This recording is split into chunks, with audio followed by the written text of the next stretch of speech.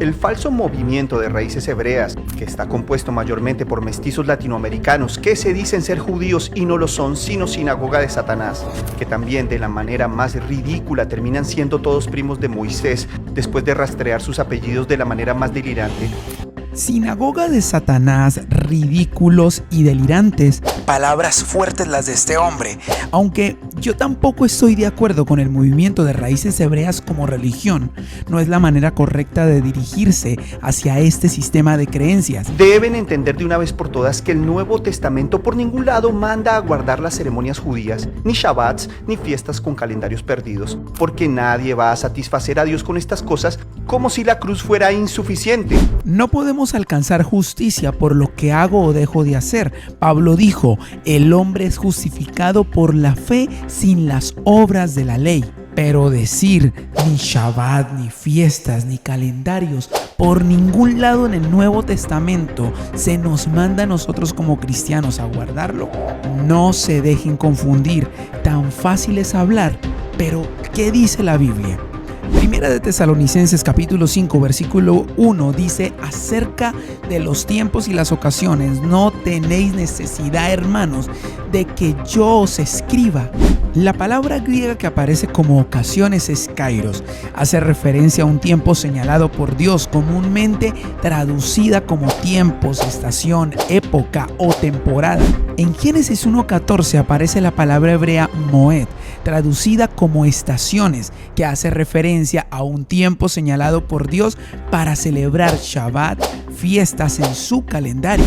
Yo les aseguro que si Pablo buscó una referencia en la Septuaginta para hablarle a griegos del calendario bíblico, lo hizo con esta palabra. Pablo no tenía ninguna necesidad de hablar de este tipo de temas porque ellos lo conocían y guardaban. El tema principal era la justificación por fe.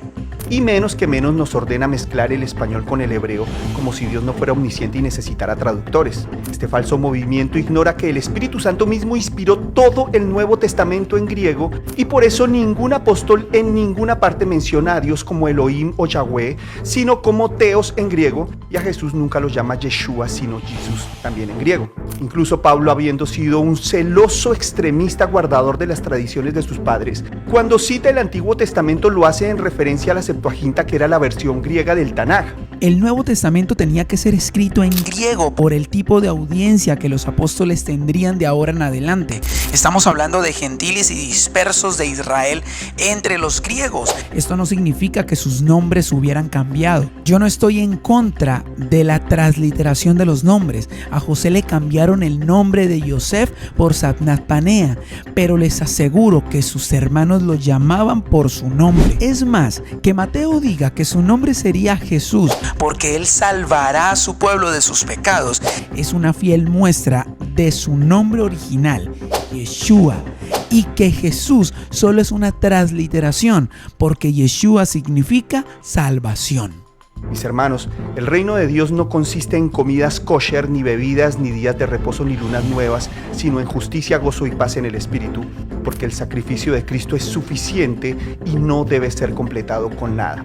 Solo nos queda obrar en gratitud y adoración para la gloria de su nombre. El reino de Dios no es comida ni bebida, sino justicia, paz y gozo en el Espíritu Santo. Eso está escrito en Romanos capítulo 14, versículo 17.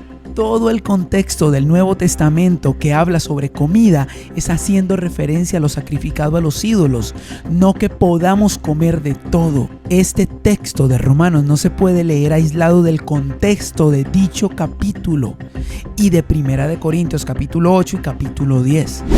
Quiero invitarte a tener la Biblia en mano para próximos videos donde estaré ampliando la información dada. No te dejes confundir y síguenos y deja un comentario.